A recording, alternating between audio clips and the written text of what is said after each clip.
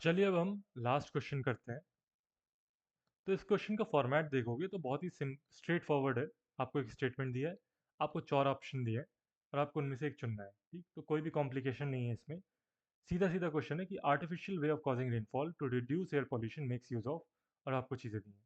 तो यहाँ पे आपको पता होना चाहिए कि क्या है, और कोई टेक्निक इसमें रीजनिंग वाली नहीं लग रही है, कोई एलिमिनेशन इसमें नहीं लग रहा है।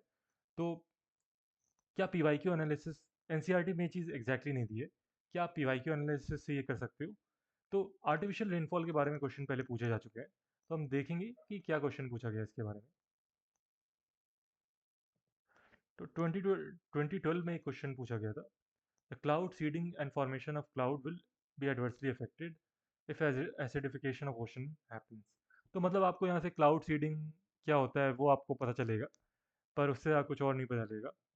2019 में क्वेश्चन था जिसमें था, in context of which of the following do some scientists suggest the use of cirrus cloud thinning technique and the injection of sulfate aerosol? तो इसका आंसर तो ये डी था, पर क्रिएटिंग आर्टिफिशियल रेन इन सम रीजन्स भी एक ऑप्शन दिया था।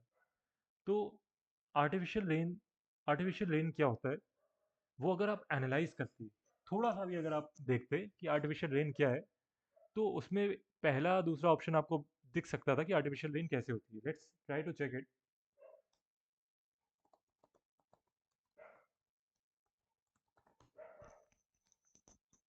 राइट, तो आप देखोगे कि बीबीसी की जैसे कहीं पे भी आपको क्लाउड सीडिंग दिखेगा, तो उसमें सिल्वर आयोडाइड दिया ही होता है।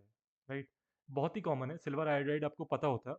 अगर आपने एक लाइन भी इस क्वेश्चन के बारे में सर्च की होती, इस वाले क्वेश्चन के बारे में जो कि आर्टिफिशियल रेन के बारे में बात करते हैं, तो अगर आप यही पीवाईक्यू को बार बार एनालाइज करते, तो आपको एटलीस्ट इतना तो पता होता कि इसमें सिल्वर आयोडाइड यूज़ होता है। राइट, अब पोटेशियम आयोडाइड इतनी जल्दी न्यूज़ में नहीं दिखता है, तो ठीक है, हम इसमें से दो ऑप्शन पे नैरो डाउन कर सकते थे। हम बोल सकते थे कि सिल्वर नाइट्रेट तो नहीं यूज़ होता है, सिल्वर आयोडाइड यूज़ होता है।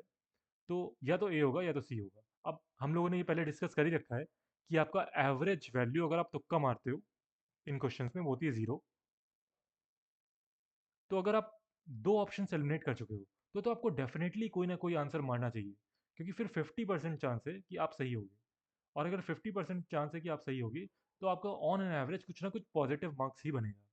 ठीक, ये सी सैट में आप ये सब पढ़ते हो, आप समझ लेना कि ये कैसे हो रहा है।